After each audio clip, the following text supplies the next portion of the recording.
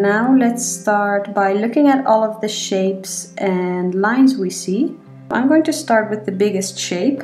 So I just put a box or a rectangle or a circle around the object that I'm going to draw. So I'm going to start with a rectangle. So that's where you can draw the pupil. And then I would just look for lines and shapes.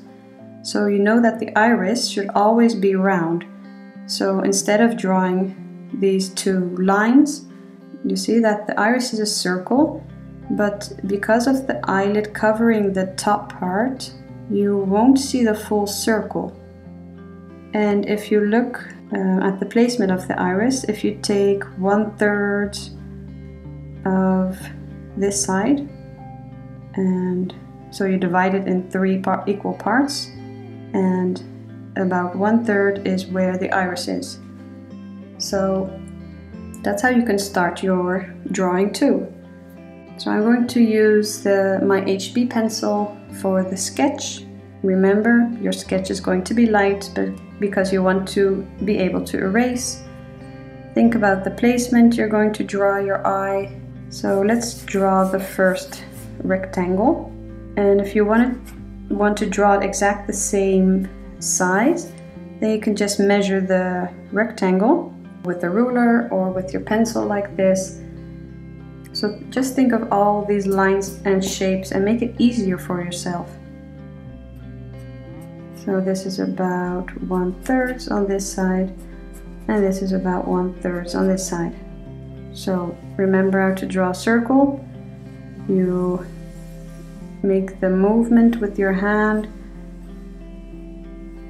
and try to make well, it's more difficult like this because you need to pay attention to the size. So once you have you can also draw it like this. Once you have the measurements or the guidelines, so on the left and the right, and you see that it's not all the way to the bottom but till around here. So I drew these guidelines, but these are the lines that I would imagine. So when I'm going to draw the eye without these guidelines, I look for lines and placements. So I look for the corner and I draw an imaginary line, and I see that it's on the same height as the iris. And then I look at this corner and at this corner, and I see where it's on which line it is. If you look at the pupil, so is it on the same line as the pupil, or is it more in the middle? So that's how I look for lines and shapes in my drawing. So while sketching, try to freehand as much as you can and then check the measurement. Because if you rely on measuring, you won't practice your eye to see this. So draw freely, and you can always measure after and correct if needed. So if you keep on taking your ruler or pencil to measure, you can do that, but try to freehand first. So I just put this line here, and if you're not sure if it's correct, just measure, check, and then correct if you need to. Because you want to train your eye to be able to draw freehand. And the lash line goes all the way to the corner. And the lash line you can draw very light because it's not really a line. You're going to draw the eyelashes. Maybe it's a bit higher here.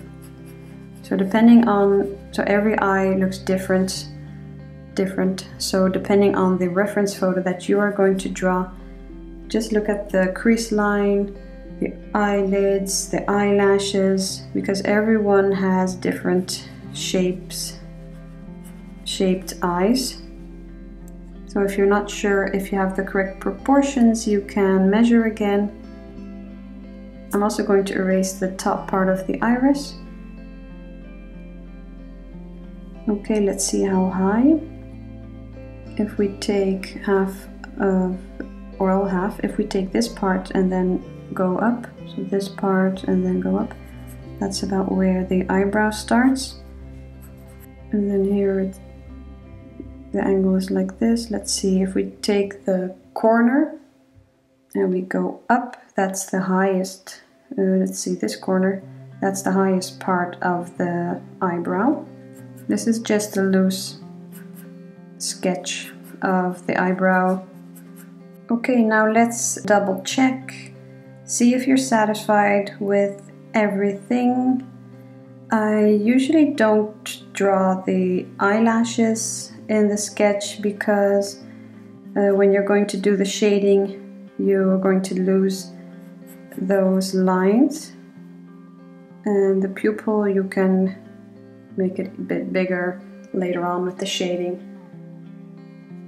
So just adding some graphite to here where I see darker areas. Now let's add some shading. Because I'm using the 2B, I'm using really light pressure. If your first layer turns out too dark, you can go back to the HB. Here you see the wrinkle, and then here it's lighter and here it's darker. So now I'm just looking at all of the values I see and just putting some graphite down for the first layer. If you have noticed already, I'm holding my pencil more to the back. So I'm shading with the side of the pencil lead. And I just go over the whole eye, because even the eyeball isn't purely white. So I just shade the whole eye. And now it softens the graphite and also gets a bit lighter. So now I'm moving on to the 4B, and I'm going to go over all of the parts that I need darker again. So we're going to slowly build up all of the values we see, starting light. You don't want to go too dark right away. Building up the layers gradually will make it look more realistic. And before you start drawing portraits, you want to have at least know how to draw an eye first, how to shade it, how to make it look realistic. Because if you still find it difficult to draw a single eye, then drawing a portrait will be even more difficult. So why not practice with drawing eyes first? Because even if you're going to be drawing for a long time, we still will make mistakes and maybe draw things we're unhappy with. But we're going to try to accept that and think of it as, well, I didn't fail. I actually learned something from it because I did something that maybe I will change next time, or I will do different next time. I always like the saying that if you don't win, so if it didn't turn out how you want it to be, well, then you learned from it. So really try to keep that in mind. Let's see, let's make this part a bit rounder here.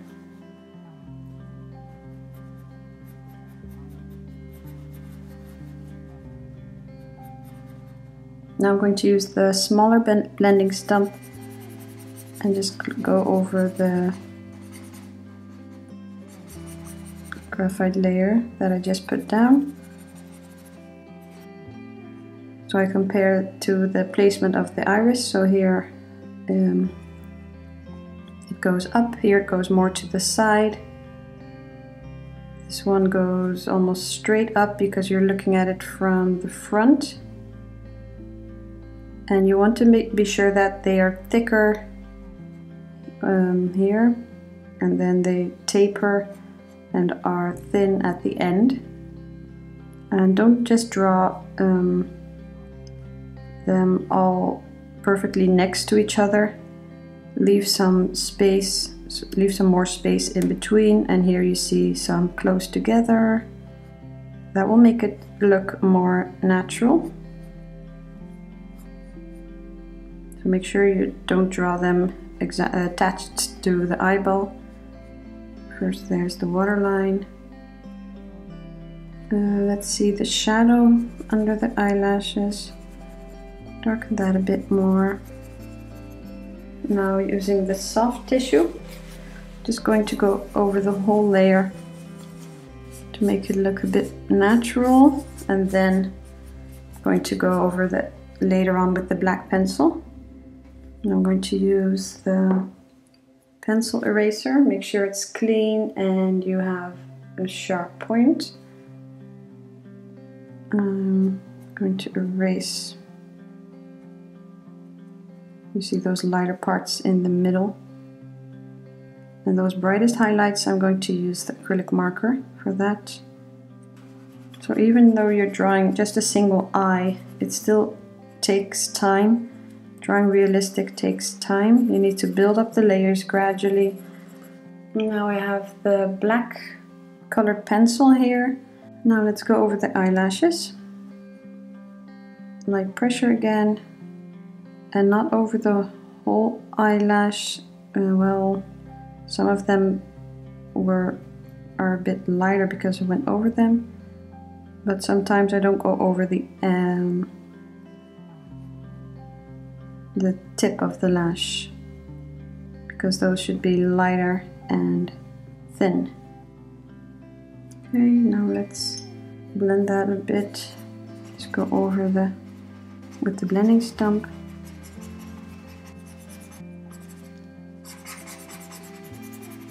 Using the black pencil and going over the crease line, or it's a bit darker. And remember to not just create this dark line, but also blend a bit under it. Let's see. You see that the black pencil really creates this great contrast and brings out the eye. Going over some parts of the eyelashes, not all of them. You see that some parts are a bit darker.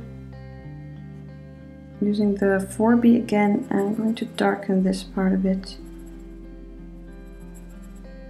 The eyeball is always darker here in the corners. So I'm going to start with the 4B for the eyebrow, and I'm just going to look at the direction the hair is going and start drawing that. The first layer you can just draw a bit messy. I'm going to blend that using the blending stump and going over this whole layer. And now with the soft tissue, go over the sides and blend the graphite around the eyebrow. Now with the 6B, going over, adding another layer, and the more messy the hairs are, the more realistic your eyebrow will look. This part starts, here the hairs are more together, so it's a bit darker. Now let's blend this again. Now the 8B for the darker hairs. So let's go over the sides of to soften those hair strokes here. I'm going to use the pencil eraser. Here you see some lighter parts, so just recreating that and blend that a bit so you don't see those eraser strokes. Okay, now I'm going to look at the whole eye, see if I have all of the values correct. I see this shadow, I can darken it a bit more. I'm using the 4B. Just going to darken it a bit more here to create a bit more rounder effect here under the eye.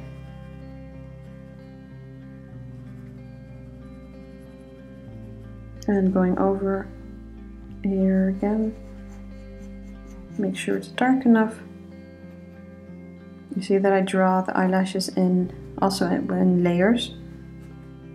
So I blend for a softer look and then go over it again. That's what I like to do to make it look more natural. Adding some graphite here in the corner, just with the extra graphite that's on the stump. And now using the soft tissue, blend this all. This is the white acrylic marker.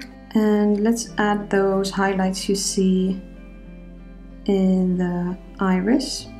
And they aren't this bright, so I'm actually going to go over them later on.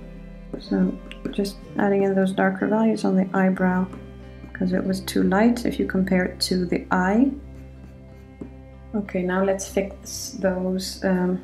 Let's see if it's dry. It is.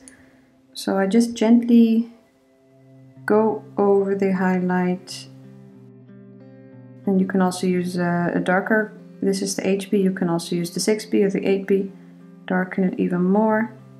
So you do want to see those highlights, but not really let them stand out too much. With the 8B, I'm going to darken here a bit. Let's see, darken this. And I see you just want to add a bit more graphite over here. You see a lighter value here and darker here. It makes the eyeball, no, the eyelid look more round. So just those small details can really make a difference. That's why it's great to look back, see if you missed anything, need to add some details anywhere. Using the soft tissue to blend this over here. Blending stump, soften that a bit. And to use the 8B, darken this part a bit more, the upper eyelid. Using the blending stump, darken this shadow just a bit more here.